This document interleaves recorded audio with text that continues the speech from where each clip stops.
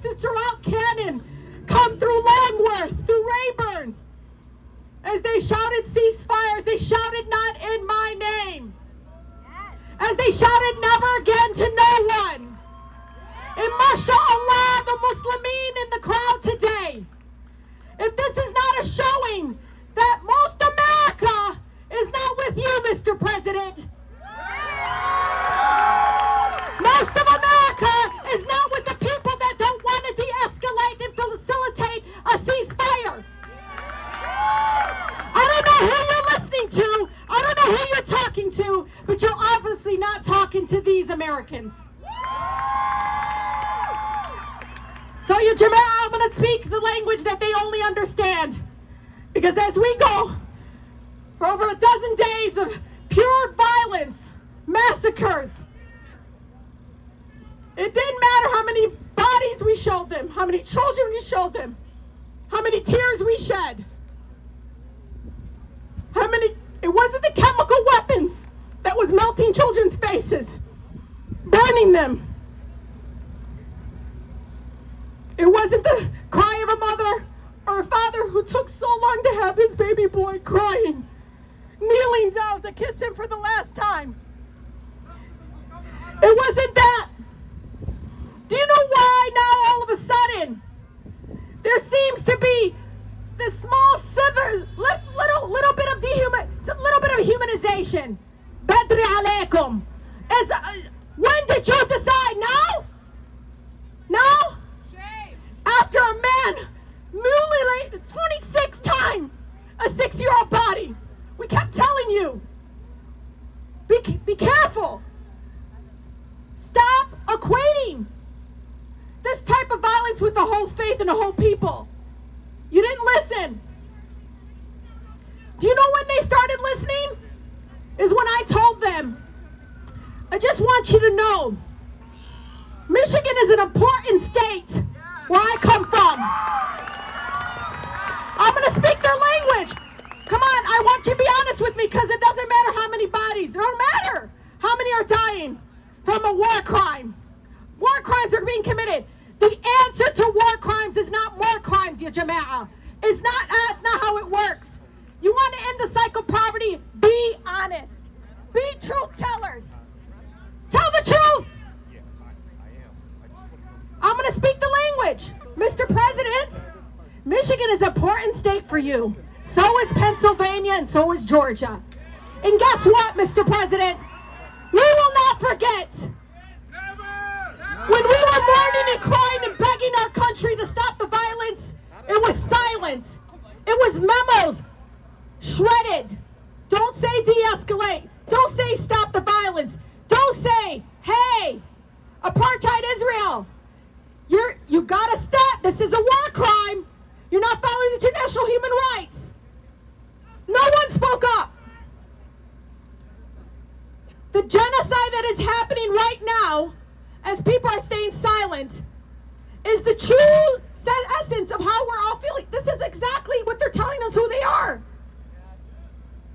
And so when I have residents calling me, telling me, Rashida, the previous president wanted to ban us and probably put us in concentration camps.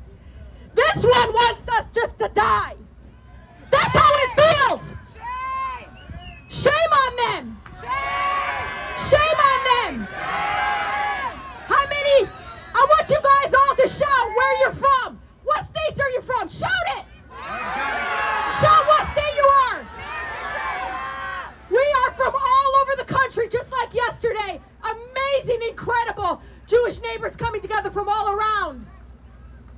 This is how we got to talk to them. And it sickens my heart that this is how I have to talk to them. Not the bodies, not the bombing of schools or hospitals, not the fact that people are literally with no water. No, they don't care. They literally are being paralyzed. Who are they listening to? You know what I read today? MashaAllah, this is amazing. I am actually like, who do I send this to with the administration? Who are they listening to? When I read 80% of Democrats support a ceasefire.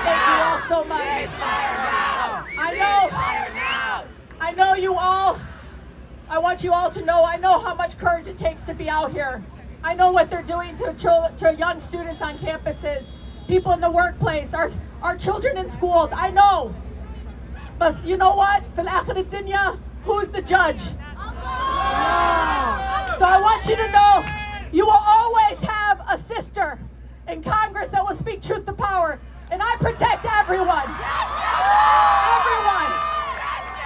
Thank you so much. Inshallah, the next convening will be to celebrate a free Palestine.